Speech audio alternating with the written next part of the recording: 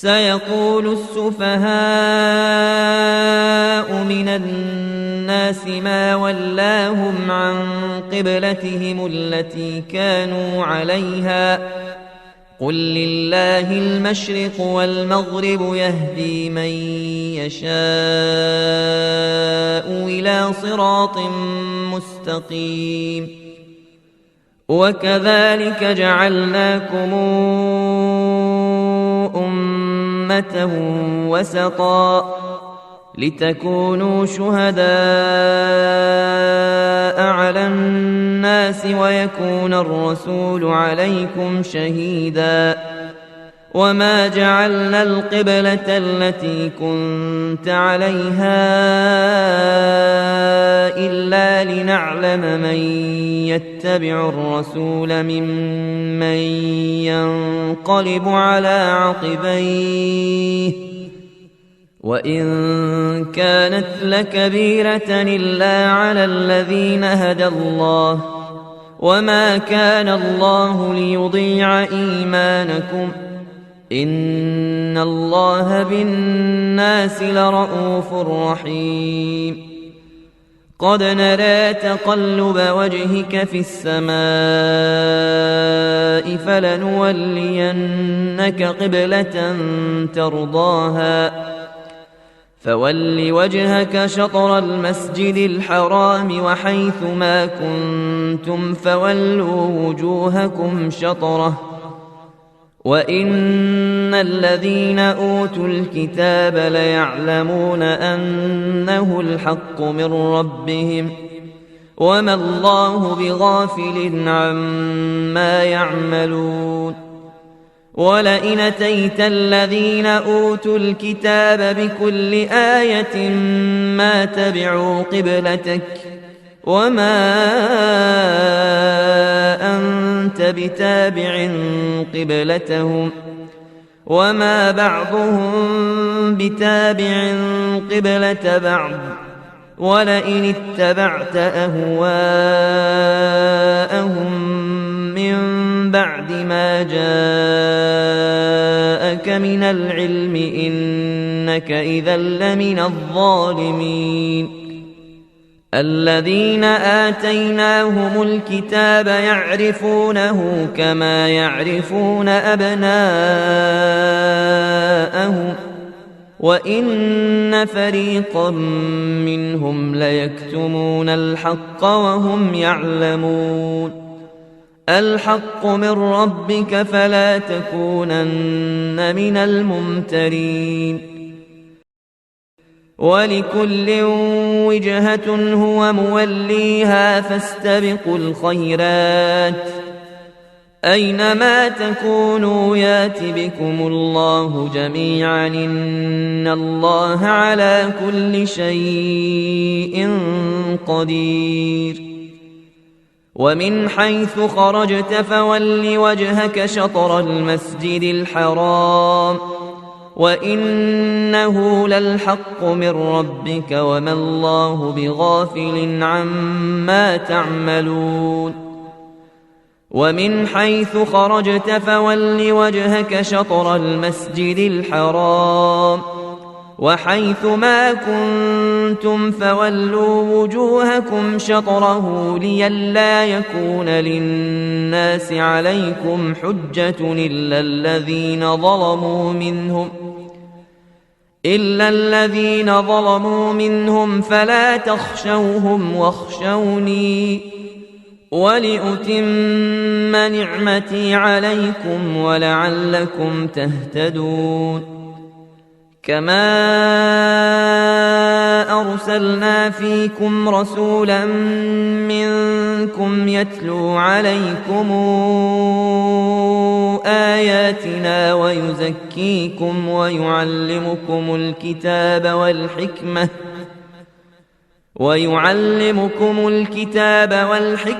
ويعلمكم ما لم تكونوا تعلمون فاذكروني أذكركم واشكروا لي ولا تكفرون يا أيها الذين آمنوا استعينوا بالصبر والصلاة إن الله مع الصابرين ولا تقولوا لمن يقتل في سبيل الله أموات بل أحياء ولكن لا تشعرون ولنبلونكم بشيء من الخوف والجوع ونقص من الأموال والأنفس والثمرات وبشر الصابرين الذين إذا أصابتهم مصيبة قالوا إنا لله وإنا إليه راجعون أولئك عليهم صلوات من ربهم ورحمة وأولئك هم المهتدون إن الصفا والمروة من شعائر الله فمن حج البيت أو اعتمر فلا جناح عليه أن يطوف بهما ومن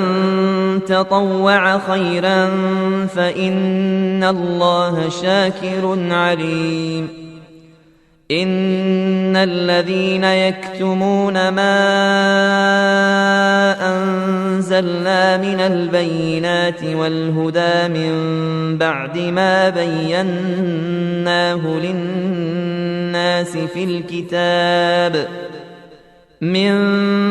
ما بيناه للناس في الكتاب أولئك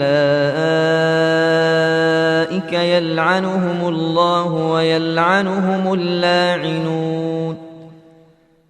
إلا الذين تابوا وأصلحوا وبينوا فأولئك أتوب عليهم وأنا التواب الرحيم إن الذين كفروا وماتوا وهم كفار أولئك عليهم لعنة الله والملائكة والناس أجمعين خالدين فيها لا يخفف عنهم العذاب ولا هم ينظرون وإلهكم إله واحد لا إله إلا هو الرحمن الرحيم إن في خلق السماوات والأرض واختلاف الليل والنهار والفلك التي تجري في البحر بما ينفع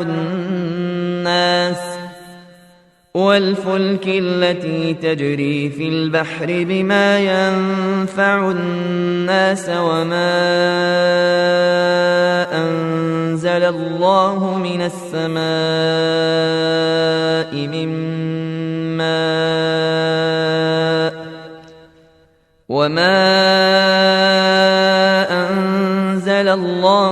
السماء من ماء فأحيا به الأرض بعد موتها وبث فيها من كل دابة وتصريف الرياح والسحاب المسخر بين السماء والأرض لآيات لقوم يعقلون ومن الناس من يتخذ من دون الله أندادا يحبونهم كحب الله والذين آمنوا أشد حبا لله ولو ترى الذين ظلموا إذ يرون العذاب أن القوة لله جميعا وأن الله شديد العذاب. إذ تبرأ الذين اتبعوا من الذين اتبعوا ورأوا العذاب وتقطعت بهم الأسباب. وقال الذين اتبعوا لو أن لنا كرة فنتبرأ منهم كما تبرؤوا منا كذلك يريهم الله أعمالهم حسرات عليهم وما هم بخارجين من النار. يا أيها الناس كلوا مما في الأرض حلالا طيبا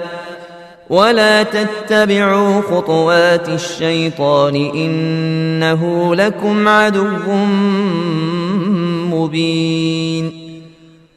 إنما يأمركم بالسوء والفحشاء وأن تقولوا على الله ما لا تعلمون. وإذا قيل لهم اتبعوا ما أنزل الله قالوا بل نتبع ما ألفينا عليه آباءنا أولو كان آباؤهم لا يعقلون شيئا ولا يهتدون.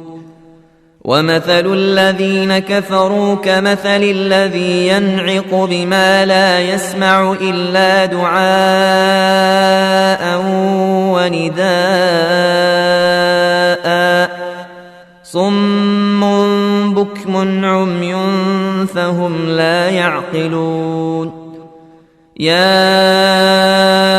أيها الذين آمنوا كلوا من طيبات ما رزقناكم واشكروا لله إن كنتم إياه تعبدون. إنما حرم عليكم الميتة والدم ولحم الخنزير وما أهل به لغير الله فمن اضطر غير باغ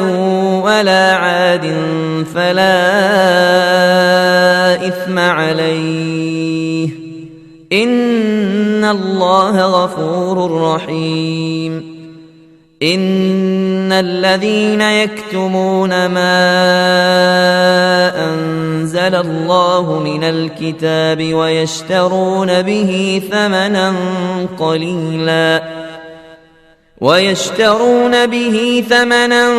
قليلا أولئك ما يأكلون في بطونهم إلا النار ولا يكلمهم الله يوم القيامة ولا يزكيهم ولهم عذاب أليم. أولئك الذين اشتروا الضلالة بالهدى والعذاب بالمغفرة فما أصبرهم على النار. ذلك بأن الله نزل الكتاب بالحق وإن الذين اختلفوا في الكتاب لفي شقاق بعيد. ليس البر أن تولوا وجوهكم قبل المشرق والمغرب ولكن البر من آمن بالله واليوم الآخر والملائكة والكتاب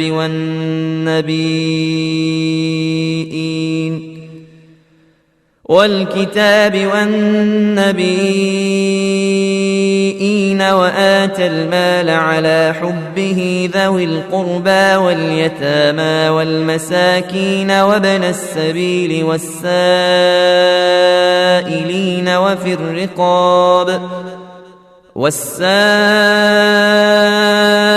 السائلين وفي الرقاب وأقام الصلاة وآتى الزكاة والموفون بعهدهم إذا عاهدوا والصابرين في البأساء والضراء وحين البأس أولئك الذين صدقوا وأولئك هم المتقون. يا أيها الذين آمنوا كتب عليكم القصاص في القتلى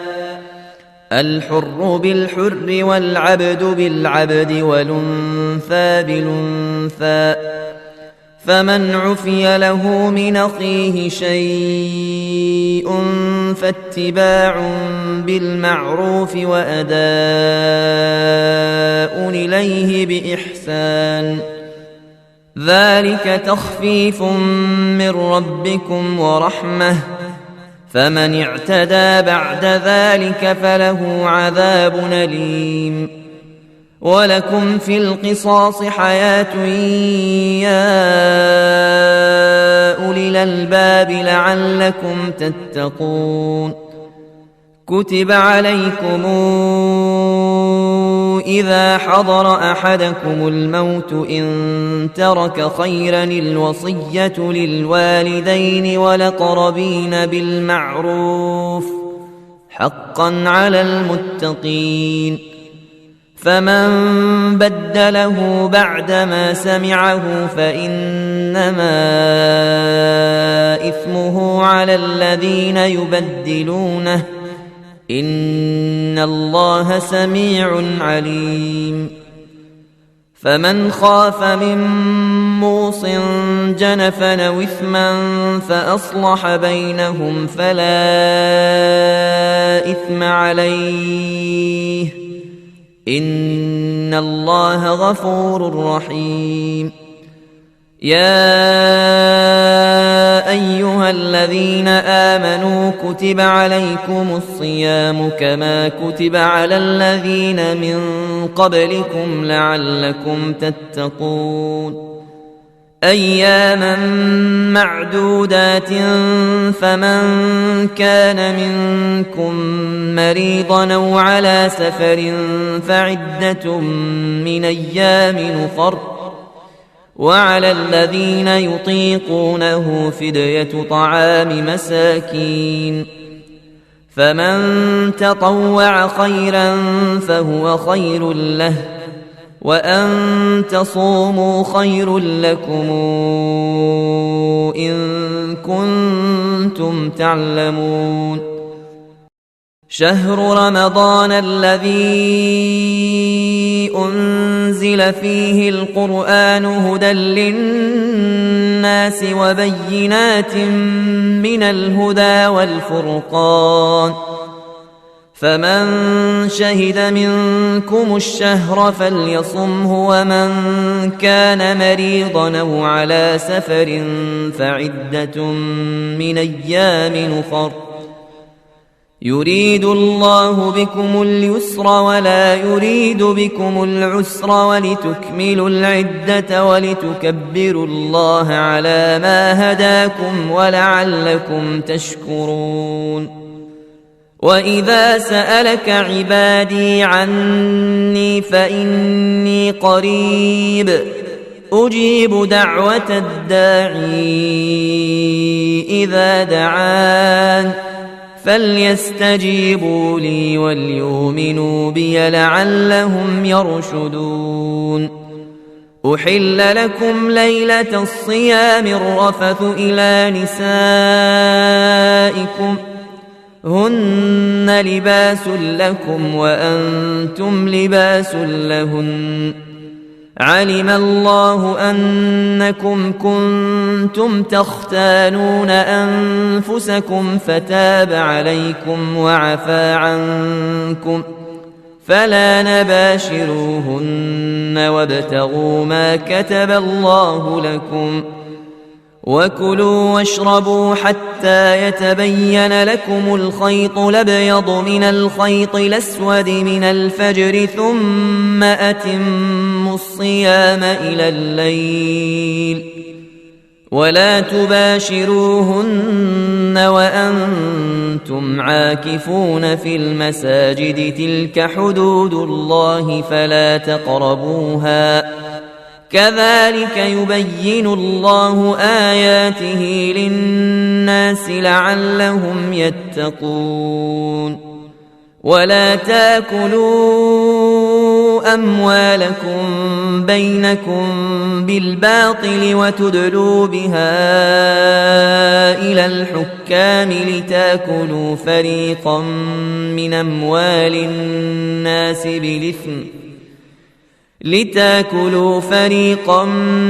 أموال الناس بالإثم وأنتم تعلمون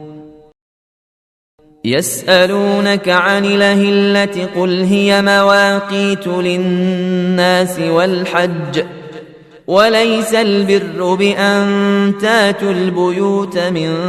ظهورها ولكن البر من اتقى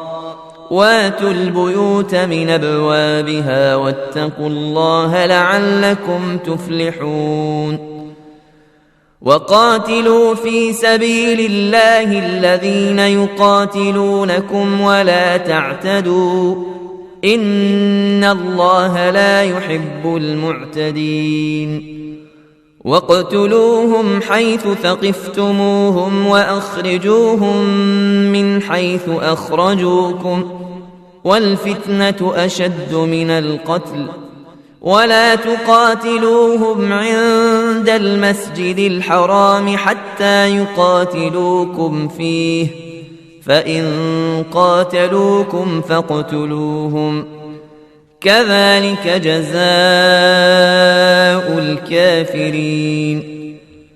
فإن انتهوا فإن الله غفور رحيم وقاتلوهم حتى لا تكون فتنة ويكون الدين لله فإن انتهوا فلا عدوان إلا على الظالمين الشهر الحرام بالشهر الحرام والحرمات قصاص فمن اعتدى عليكم فاعتدوا عليه بمثل ما اعتدى عليكم واتقوا الله واعلموا أن الله مع المتقين وأنفقوا في سبيل الله ولا تلقوا بأيديكم إلى التهلكة وأحسنوا إن الله يحب المحسنين وأتموا الحج والعمرة لله فإن احصرتم فما استيسر من الهدي ولا تحلقوا رؤوسكم حتى يبلغ الهدي محله فمن كان منكم مريضا أو به أذى من رأسه ففدية من صيام أو صدقة أو نسك فإذا أمنتم فمن تمتع بالعمرة إلى الحج فما استيسر من الهدي فمن لم يجد فصيام 3 أيام في الحج و7 إذا رجعتم تلك 10 كاملة ذلك لمن لم يكن أهله حاضر المسجد الحرام واتقوا الله واعلموا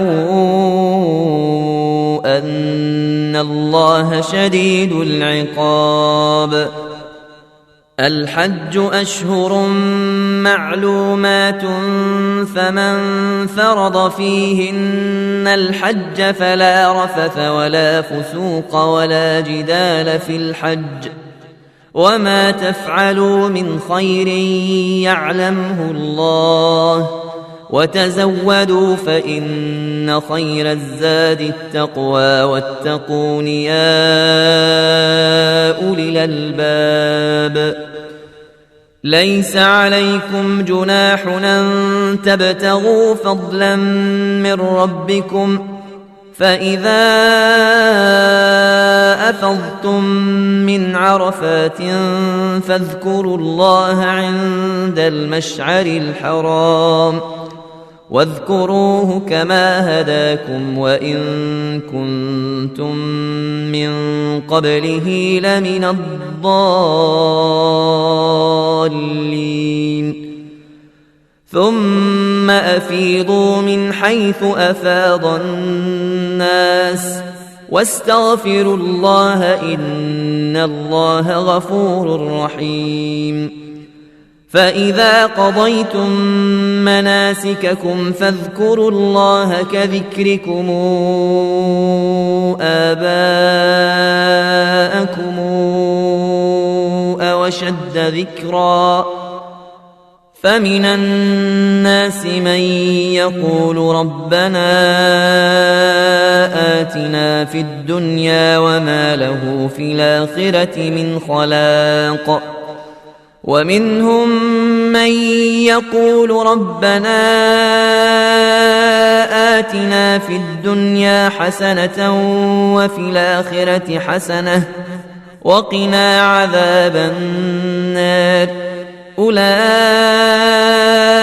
لهم نصيب مما كسبوا والله سريع الحساب. واذكروا الله في أيام معدودات فمن تعجل في يومين فلا إثم عليه ومن تأخر فلا إثم عليه لمن اتقى واتقوا الله واعلموا أنكم إليه تحشرون. ومن الناس من يعجبك قوله في الحياة الدنيا ويشهد الله على ما في قلبه وهو ألد الخصام.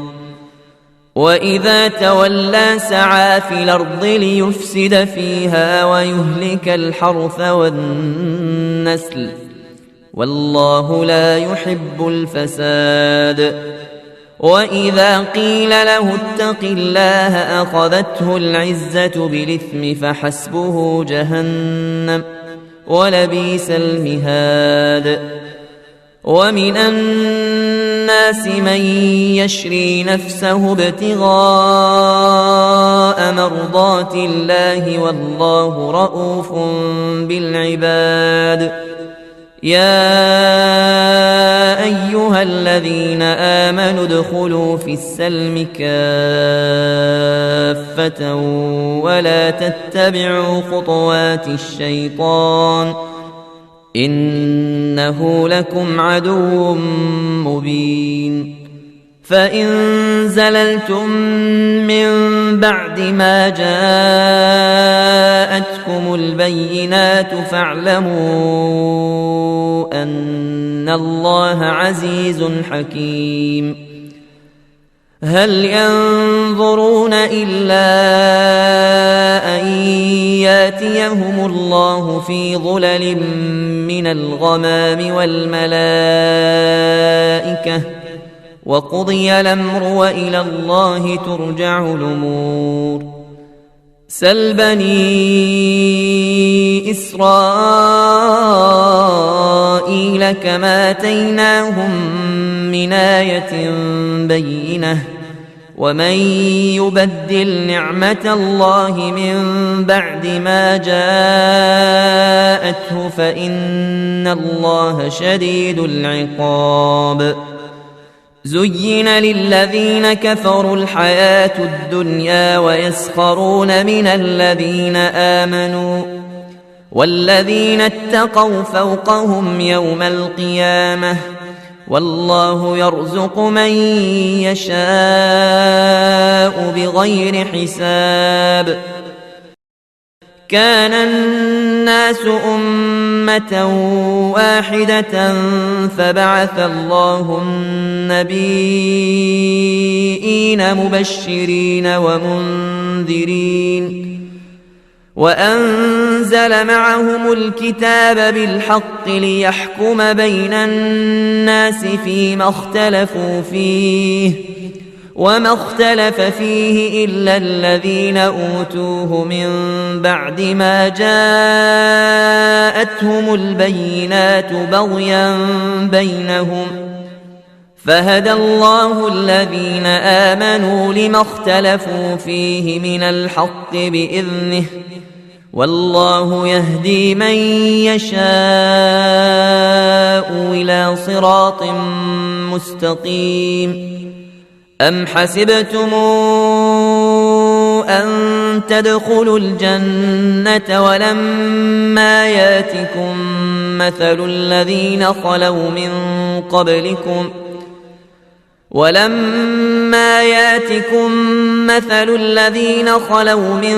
قبلكم مستهم البأساء والضراء وزلزلوا حتى يقول الرسول والذين آمنوا معه متى نصر الله ألا إن نصر الله قريب يسألونك ماذا ينفقون قل ما أنفقتم من خير فللوالدين والأقربين واليتامى والمساكين وابن السبيل وما تفعلوا من خير فإن الله به عليم كتب عليكم القتال وهو كره لكم وعسى أن تكرهوا شيئا وهو خير لكم وعسى أن تحبوا شيئا وهو شر لكم والله يعلم وأنتم لا تعلمون يسألونك عن الشهر الحرام قتال فيه قل قتال فيه كبير وصد عن سبيل الله وكفر به والمسجد الحرام وإخراج أهله منه أكبر عند الله والفتنة أكبر من القتل ولا يزالون يقاتلونكم حتى يردوكم عن دينكم إن استطاعوا ومن يرتدد منكم عن دينه فيمت وهو كافر فأولئك حبطت أعمالهم في الدنيا والآخرة وأولئك أصحاب النار هم فيها خالدون إن الذين آمنوا والذين هاجروا وجاهدوا في سبيل الله أولئك يرجون رحمة الله والله غفور رحيم يسألونك عن الخمر والميسر قل فيهما إثم كبير ومنافع للناس وإثمهما أكبر من نفعهما ويسألونك ماذا ينفقون قل العفو كذلك يبين الله لكم الآيات لعلكم تتفكرون في الدنيا والآخرة ويسألونك عن اليتامى قل إصلاح لهم خير وإن تخالطوهم فإخوانكم والله يعلم المفسد من المصلح ولو شاء الله لأعنتكم إن الله عزيز حكيم. ولا تنكحوا المشركات حتى يؤمن ولأمة مؤمنة خير من مشركة ولو أعجبتكم. ولا تنكحوا المشركين حتى يؤمنوا ولعبد مؤمن خير من مشرك ولو أعجبكم. أولئك يدعون إلى النار والله يدعو إلى الجنة والمغفرة بإذنه ويبين آياته للناس لعلهم يتذكرون. ويسألونك عن المحيض قل هو أذى فاعتزلوا النساء في المحيض ولا تقربوهن حتى يطهرن فإذا تطهرن فاتوهن من حيث أمركم الله إن الله يحب التوابين ويحب المتطهرين. نساؤكم حرث لكم فاتوا حرثكم أنى شئتم وقدموا لأنفسكم واتقوا الله واعلموا أنكم ملاقوه وبشر المؤمنين. ولا تجعلوا الله عرضة لأيمانكم أن تبروا وتتقوا وتصلحوا بين الناس والله سميع عليم. لا يؤاخذكم الله باللغو في أيمانكم ولكن يؤاخذكم بما كسبت قلوبكم والله غفور حليم.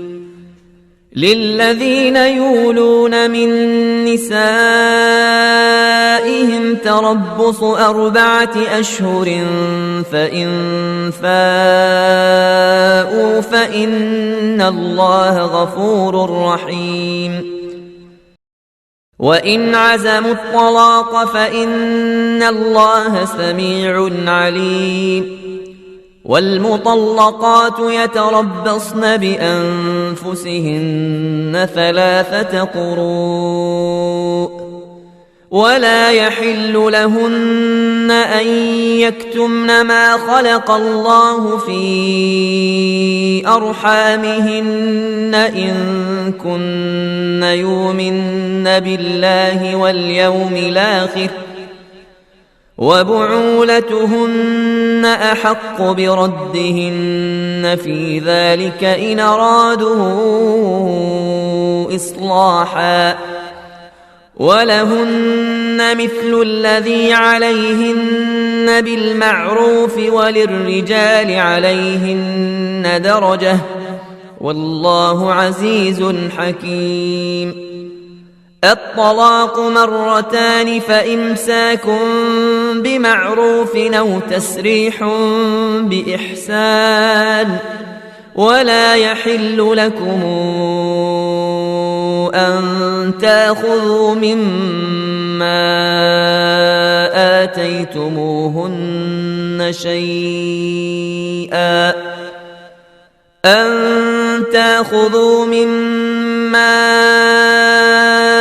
آتيتموهن شيئا إلا أن يخافا ألا يقيما حدود الله فإن خفتموا ألا يقيما حدود الله فلا جناح عليهما فيما افتدت به تلك حدود الله فلا تعتدوها ومن يتعد حدود الله فأولئك هم الظالمون. فإن طلقها فلا تحل له من بعد حتى تنكح زوجا غيره، فإن طلقها فلا جناح عليهما أن يتراجعا إن ظنا أن يقيما حدود الله، وتلك حدود الله يبينها لقوم يعلمون. وإذا طلقتم النساء فبلغن أجلهن فأمسكوهن بمعروف أو سرحوهن بمعروف، ولا تمسكوهن ضرارا لتعتدوا، ومن يفعل ذلك فقد ظلم نفسه. ولا تتخذوا آيات الله هزؤا، واذكروا نعمة الله عليكم وما أنزل عليكم من الكتاب والحكمة يعظكم به، واتقوا الله واعلموا أن الله بكل شيء عليم. وإذا طلقتم النساء فبلغن أجلهن فلا تعضلوهن أن ينكحن أزواجهن إذا تراضوا بينهم بالمعروف، ذلك يوعظ به من كان منكم يؤمن بالله واليوم الآخر، ذلكم أزكى لكم وأطهر، والله يعلم وأنتم لا تعلمون. والوالدات يرضعن أولادهن حولين كاملين لمن أراد أن يتم الرضاعة، وعلى المولود له رزقهن وكسوتهن بالمعروف، لا تكلف نفس إلا وسعها، لا تضار والدة بولدها ولا مولود له بولده، وعلى الوارث مثل ذلك، فإن أرادا فصالا عن تراض منهما وتشاور فلا جناح عليهما. وإن أردتم أن تسترضعوا أولادكم فلا جناح عليكم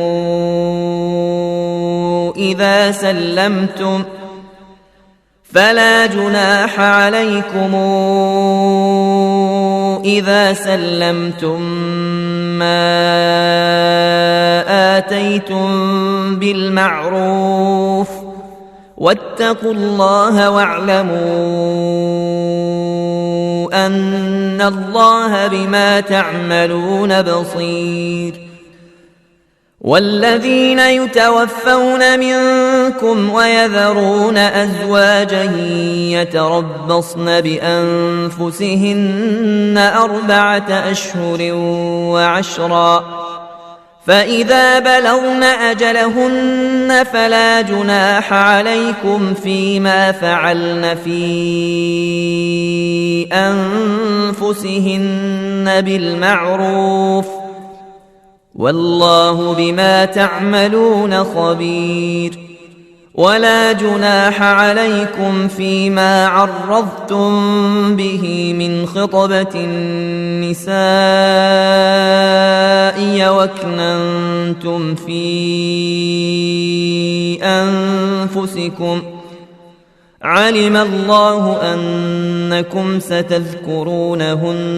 ولكن لا تواعدوهن سرا إلا أن تقولوا قولا معروفا ولا تعزموا عقدة النكاح حتى يبلغ الكتاب أجله واعلموا أن الله يعلم ما في أنفسكم فاحذروه واعلموا أن الله غفور حليم لا جناح عليكم إن طلقتم النساء ما لم تمسوهن أو تفرضوا لهن فريضة ومتعوهن على الموسع قدره وعلى المقتر قدره متاعا بالمعروف حقا على المحسنين وإن طلقتموهن من قبل أن تمسوهن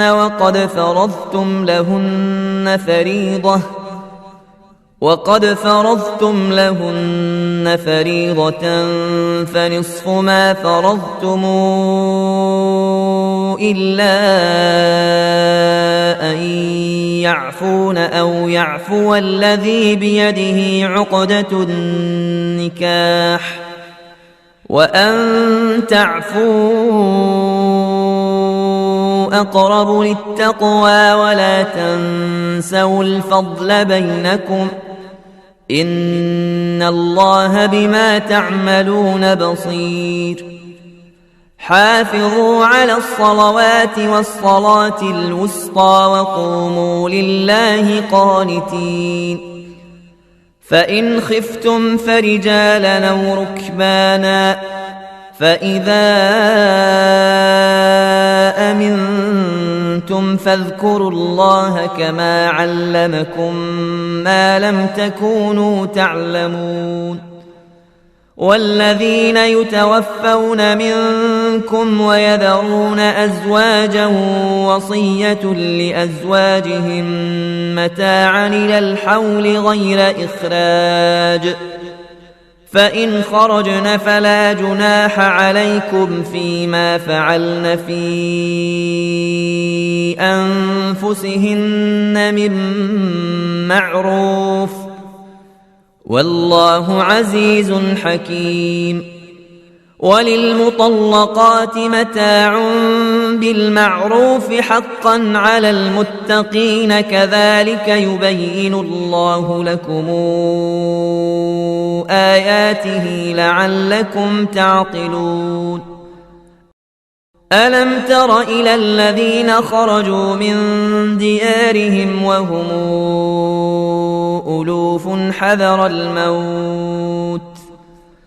فقال لهم الله موتوا ثم أحياهم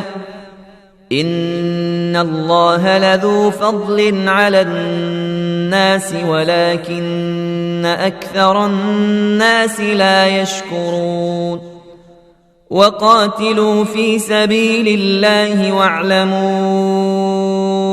أن الله سميع عليم من ذا الذي يقرض الله قرضا حسنا فيضاعفه له أضعافا كثيرة والله يقبض ويبسط وإليه ترجعون ألم تر إلى الملأ من بني إسرائيل من بعد موسى إذ قالوا لنبي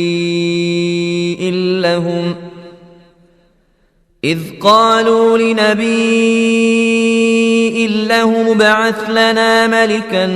نقاتل في سبيل الله قال هل عسيتم إن كتب عليكم القتال ألا تقاتلوا قالوا وما لنا ألا نقاتل في سبيل الله وقد أخرجنا من ديارنا وأبنائنا فلما كتب عليهم القتال تولوا إلا قليلا منهم والله عليم بالظالمين. وقال لهم نبيؤهم إن الله قد بعث لكم طالوت ملكا قالوا أنى يكون له الملك علينا ونحن أحق بالملك منه ولم يؤت سعة من المال قال إن الله اصطفاه عليكم وزاده بسطة في العلم والجسم والله يؤتي ملكه من يشاء والله واسع عليم. وقال لهم نبيؤهم إن آية ملكه أن ياتيكم التابوت فيه سكينة من ربكم وبقية مما ترك آل موسى وآل هارون تحمله الملائكة إن في ذلك لآية لكم إن كنتم مؤمنين. فلما فصل طالوت بالجنود قال إن الله مبتليكم بنهر فمن شرب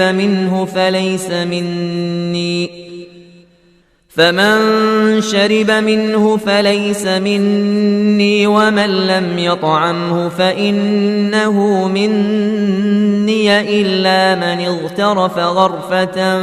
بيده فشربوا منه إلا قليلا منهم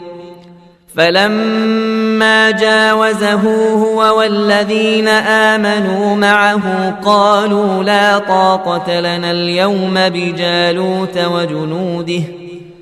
قال الذين يظنون أنهم ملاقو الله كم من فئة قليلة غلبت فئة كثيرة بإذن الله والله مع الصابرين.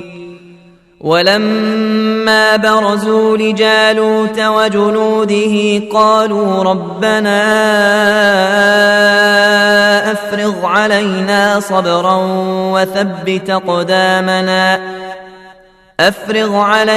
صبرا وثبت أقدامنا وانصرنا على القوم الكافرين. فهزموهم بإذن الله وقتل داود جالوت وآتاه الله الملك والحكمة وعلمه مما يشاء ولولا دفاع الله الناس بعضهم ببعض لفسدت الأرض ولكن الله ذو فضل على العالمين. تلك آيات الله نتلوها عليك بالحق وإنك